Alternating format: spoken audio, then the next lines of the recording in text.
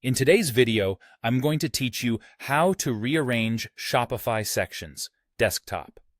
By the end, you'll know exactly how to move sections up or down on a page in the Shopify theme editor, and how to save those changes with confidence.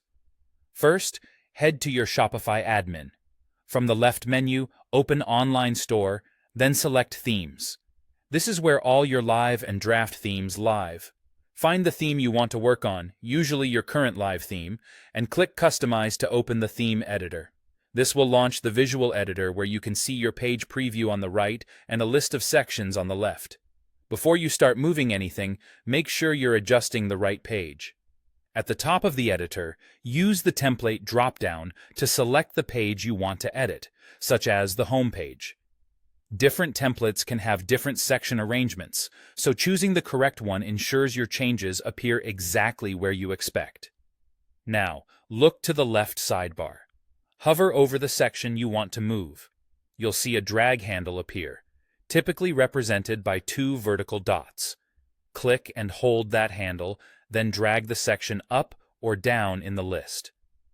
As you move it, a line will indicate where the section will land. This is your guide for precise placement. When you've positioned it where you want it, release the mouse to drop it into place. A quick note: some areas like the header and footer are usually fixed and can't be moved in this list, while regular content sections like image banners, featured collections, and text blocks are fully rearrangeable. If a section is collapsed, that's fine. You can still drag it without expanding. And if you have many sections, consider collapsing others to make the list easier to manage while you drag. Once everything looks right in the preview, click Save in the top right of the editor. Your changes won't be applied until you save. Remember, you're saving changes to the specific template you selected, so if you adjust the home page, it won't affect other templates unless you edit those as well. After saving, quickly preview the layout on desktop and mobile views inside the editor to ensure spacing and visual flow still work nicely.